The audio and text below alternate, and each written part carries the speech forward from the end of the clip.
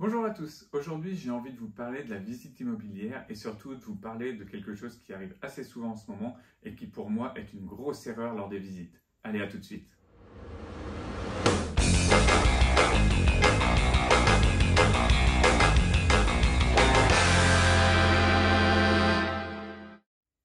Bonjour à tous, bienvenue dans le Café de l'Immobilier.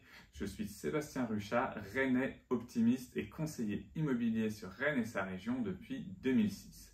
Alors j'ai envie d'échanger avec vous une petite anecdote qui s'est passée il y a quelques années maintenant sur un achat immobilier. Mais d'abord, je vais vous expliquer comment j'en suis arrivé à vous raconter cette anecdote. Déjà, en ce moment, j'ai l'impression que beaucoup de gens qui visitent sont attachés à leurs critères, mais ne sont pas attachés aux biens. Je m'explique.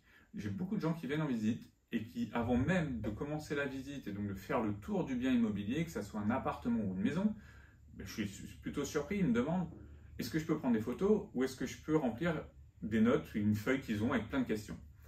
Alors oui, bien sûr, c'est important d'avoir des critères et qu'on puisse répondre à des questions, que ce soit la taxe foncière, les charges, ce que vous voulez.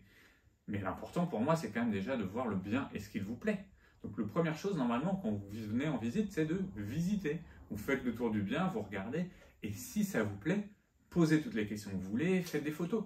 Là, j'ai un client, il est arrivé, il a fait des photos avant même de visiter, il regardait le bien à travers son objectif de téléphone. Une autre, elle a pris plein de notes, répondait à plein de questions, alors qu'elle ne savait même pas si le bien allait lui plaire. Pour moi, ce n'est pas logique. On doit d'abord visiter pour ensuite répondre aux questions pour voir s'il n'y a rien de rédhibitoire. C'est mieux dans ce sens-là. Et d'ailleurs, je vais vous raconter une petite anecdote à propos de ça, parce qu'il y a quelques années, j'ai fait une visite pour un investisseur. Donc c'est quelqu'un qui était venu sur Rennes pour la semaine, il a visité une trentaine, voire quarantaine d'appartements, et il avait fabriqué un petit logiciel pour bien répondre à tous ces critères, savoir quel serait le meilleur investissement. Il avait 30 à 40 critères qu'il rentrait, et son petit logiciel lui donnait une note pour voir quel appartement était le mieux.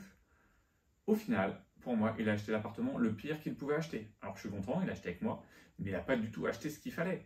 Il a acheté un appartement sombre en rez-de-chaussée avec un arrêt de bus juste devant. Voilà, donc ça rentrait pas dans les critères de son logiciel. Par contre, il était rentable et autres. Forcément, il était beaucoup moins cher parce qu'il était mal placé. Donc il y avait pas mal de choses. Au final, il a des locataires qui partent souvent puisque le bien n'est pas agréable à vivre. Et c'est pas du tout un bon investissement. Mais pour lui, il avait tous ces critères. Il n'a absolument pas regardé l'appartement, pas mis d'émotion, rien dans son achat. Ce qui lui a fait faire pour moi une bêtise. Donc vraiment, c'est de cette expérience-là que je voulais vous parler parce que c'est ce qui va résoudre un petit peu vos problèmes lors d'une visite. Ne vous arrêtez pas aux critères, arrêtez-vous aux émotions que vous avez et ce que vous ressentez lors de la visite du bien. Voilà. N'hésitez pas à me dire d'ailleurs si vous, quand vous visitez, vous prenez d'abord des notes, des photos ou si vous prenez quand même un petit peu le temps de visiter le bien. Et partagez un maximum cette vidéo et likez-la. Allez, à bientôt.